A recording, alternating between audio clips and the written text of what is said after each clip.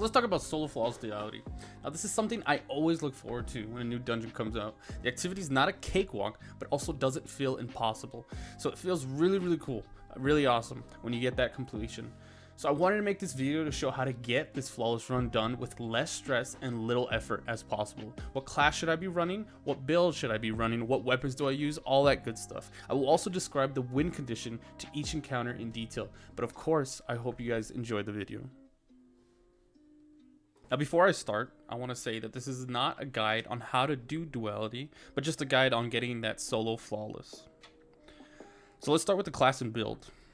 So I chose Titan because the enemy density in this dungeon is very large. And I feel like with the right build, Titan will make surviving pretty easy. So this whole build is focused around the mini hammer. The first aspect I'm using is Soul Invictus, stating every time we get a kill with our hammer, it will create a sunspot, and then when we step in the sunspot, it applies restoration. And as you know by now, when you have restoration applied, you are basically unkillable. Now the second aspect I'm using is Roaring Flames. Anytime I get kills with my solar abilities, mainly my hammers, I'm going to be getting stacks of Roaring Flames, which increases the damage of that hammer. Now with the fragments, the first one I'm using is Ember of Solace. This is increasing the duration of Restoration and Radiant, and we're becoming Radiant from Ember of Torches. Anytime we hit something with our mini hammer, we're going to be acquiring that Radiant buff. Next is Ember of Empyrean.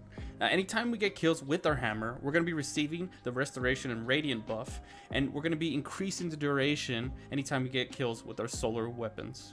Now the last mod, it doesn't really matter. I'm using Ember of Singeing. You can use whatever you want. Now you're going to find yourself being surrounded the majority of the time in this dungeon. So in my opinion, I think Synthoceps is the better choice than Lordly Splendor, just because it's going to allow you to one-shot almost everything in this dungeon with your hammer, which is then going to create the sunspot, then proc your restoration, which is going to keep you alive longer. Now let's talk about the mods. I'm using Melee Wellmaker just to create some wells every time I get a kill with my hammer. I'm using Well of Life every time I pick up the well, I get some healing. I'm using Elemental Charge every time I pick up a well, I get Charge of Light, and I'm spending those stacks on High Energy Fire. I mean, this is an endless cycle because I'm always going to be dropping wells with my hammer, and I'm always going to be getting kills with the hammer. So I'm always going to have Higher Energy Fire up most of the time. Then I'm also going to be using Seeking Wells, just so these wells can come to me if I'm having trouble getting them. Lastly, I highly recommend you put on Class D Restoration and 1-2 Finisher, as they both act as a get out of jail free card when you lose your hammer. It's also extremely important to have 100 resilience the whole time during this dungeon, just because you're going to be able to take more damage. Now before we start talking about Duality, let's talk about Charged Melee. Charged Melee allows you to throw your hammer no matter how close you are to the enemy. Set it to something you're comfortable with. For me, it's going to be middle mouse button. Now the first encounter is by far the easiest out of the three. The only thing you really got to worry about dying from in this encounter is from running out of time in the Nightmare Realm. There's not that many ads and the boss doesn't hurt that much. Now the weapons I'm using is a sniper, a glaive, and tractor cannon. I'm using a sniper to kill the bellkeepers from a distance. I'm using a glaive primarily for a seasonal mod called Glaive of Dreams, which increases the damage I do to the boss when I have the unstable essence buff from killing the mini Gahlrans. I'm using tractor cannon to debuff the boss in damage phase. Now let's talk about getting into damage phase. Now as you see in the film, I'm killing both scions in the rooms, but I'm only picking up one of the symbols. I go back to the normal realm, plant in one of the symbols in the ground, go back to the nightmare, kill the mini Gahlrans, and as I'm there in the nightmare realm, I'm picking up that second symbol. Now when I go back to the regular realm to plant the second symbol, then go back to the nightmare realm for the second time to kill the Gahlrans, there should be a scion there around the Gahlrans, and once I kill him, it will increase the time I have. As I'm approaching Gahlran, I want to prioritize the bellkeepers first, then make my way to him, but before actually damaging him, I'm going to kill one of the red health bar legionaries to keep my Roaring Flame stacks procced. Then I'm going to tractor can him and just basically hammer him to death. Now it's important that you're the aggressor when hammering Gahlran. He's going to swipe and swing and try to push you back. Now what this causes to happen is sometimes you miss your hammer and it ends up going behind him. So as long as you're in his face, your hammer should hit him every time. This should only take a total of 3 or 4 damage phases for you to kill Gahlran. Just make sure to hit to the bell with enough time, like around 12 or 13 seconds, and take your time, be patient, and play it safe. Make sure to always proc your restoration whenever you can so you don't die as well. And it shouldn't be too bad. So for the second encounter, the enemy density is going to be a bit more intense. You're going to see a lot more enemies, but as long as you're always getting kills with your hammer and proccing restoration, it shouldn't be a problem. It's kind of nice to surround yourself with a bunch of enemies because it'll proc your Syntheseps and you'll be one-shotting almost everything with your hammer. For this encounter, I switched up my loadout and I'm using Ariana's Vow and a machine gun primarily. Ariana's Vow is nice because you're able to shoot through the enemy shields when collecting the symbols. I'm running a machine gun just in case I run out of Ariana's Vow ammo. These two weapons are pretty efficient on killing the red health bar enemies, as you want to be doing that as quickly as possible to get your symbol. Lastly, I'm using a submachine gun as it's really easy to get them into finisher territory, so I finish them to get my hammer back in case I lose it. I wanted to talk about the pathing a little bit when you're collecting your symbols in the Nightmare Realm. As you're aware already, you have a limited amount of time to stay in the Nightmare Realm before you die. First, you gotta get an understanding of how the bells work. The bell you shoot is the bell that you have to come back to in the Nightmare Realm to shoot again to go back to the regular realm. So I want to start by being as close to sun as much as possible before shooting the bell. Then once I go into the Nightmare Realm, I grab the symbol. Then the bell keepers are right next to sun since I shot the bell across from sun. And once I kill the nightmares, I go to the bell, and you can see the distance is very short. Now see, if I would have shot the bell right next to sun, that means the bell keepers would be across from sun. So after I would get the symbol, I would have to go across the room to kill the bell keepers and then go to the bell. Now say my next symbol is cup, but I've already used the bell that's across from cup. I can stand next to where the bell keepers will spawn, shoot the bell that's across the room, kill the bell keepers as they spawn, then go to cup, and then go straight for the bell. Now let's talk about the stuff that you have to look out for, the stuff that can kill you in this second encounter. The bell keepers and also that second yellow health bar enemy as you're putting in symbols 3 and 4, both of those guys can boop you. Now if both bell keepers boop you, they will boop you so hard that when you hit the wall, you'll die. A very simple and easy trick to avoid this is by mailing the bell keepers as they boop you. Now you have to pay attention to some sound cues and visual cues that they give off as they're about to boop you. The timing is not too strict. It's pretty easy to do. The visual cue is that they'll stop attacking you and you can see that they're getting ready to charge up that attack. So as you see in the video, I close the distance just before they boop me off. Then I melee one of the bell keepers, which essentially just negates their attack.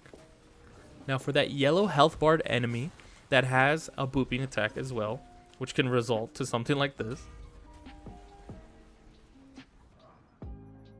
Something that I like to do is put up my rally barricade right before he does the attack, not only negating the booping attack, but also proccing my restoration, just because there's a lot more enemies around me as well. You also have to be aware about the Cabal with the shields. If you get way too close to them, something like this could happen. So that's another reason why I bring Ariana's Vow, so I don't have to get too close to them. So as long as you always have these things in mind and take your time and always be proccing restoration, this one should be pretty easy as well. So it's time for Caiatl, the last encounter. Now to be honest, this encounter is pretty straightforward. So for my loadout, I'm using the same weapons as last encounter, except for my machine gun. I'm replacing that with Storm Chaser, the linear fusion rifle from this dungeon. So again, let's talk about the things in this encounter that will kill you and you have to look out for. The amount of enemies in this encounter is by far the most out of all three. If you don't have restoration proc, you will get bombarded by gunfire and you will die in an instant. So it's really important to get kills with your hammer every few seconds. Speaking about the hammer, there's a lot of bell keepers in this encounter that you have to kill. Now when you kill bell keepers with your hammer, they will drop their jetpacks. And if you don't know by now, the jetpacks can explode and cause to wipe you. One jetpack is not fatal, but if there's two next to you and they both go off, they will kill you. This was a run I was doing on my Warlock, and as you can see, there's a jetpack to the left and to the right of me. Now, I had no idea that these things could blow up. That's why I clipped this just to see what I died from. And yeah, they both exploded and I wiped. So you can see in the video, sometimes I go out of my way just to shoot these jetpacks on the floor so they can blow up and won't kill me in the future. Now, I wouldn't say you have to shoot every jetpack that you see on the floor, but definitely the ones near the bells in the nightmare realm so they won't blow up next to you during damage phase. Right before damage phase, I want to clear out some bell keepers next to a bell to make sure it's ready to be rung. What I want to do essentially is after I shoot the gem that releases the chains and basically starts the timer to send me into damage phase, I want to shoot that bell right after I shoot the gem. What this causes to happen is I get sent into the nightmare realm way early before Caiatl gets there, which gives me more time to kill the bell keepers before she decides to migrate to a side. When I get sent into the nightmare realm, the first thing I like to do is throw a nade either to the left or to the right set of bell keepers. Then focus on the middle bell keepers. Right after you kill both middle bell keepers, Caiatl should have spawned and should be migrating to a side by now. If she is migrating to a side that still have both bell keepers up, try to walk in front of her as she will do her stomp mechanic and slow her down and give you more time to kill the bell keepers. As I'm about to get into the damage phase, another thing I like to do to furthermore keep me safe from dying in this encounter is after ringing the bell, I stand right next to the bell, then place a rally barricade to the opposite side of the bell. So essentially I'm putting myself in between the bell and the rally barricade.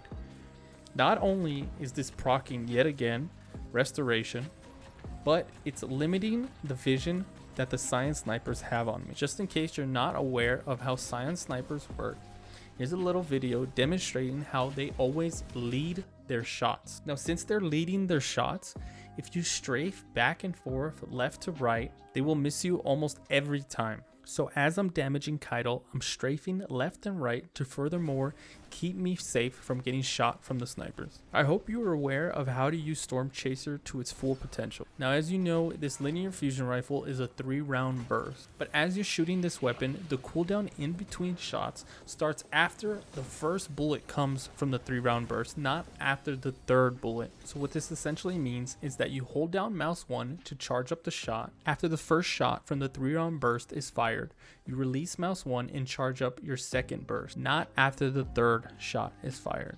And lastly, once again, just take your time. If it takes 6 damage phases for you to kill Caiatl, then whatever, but you do not want to take risks in this dungeon.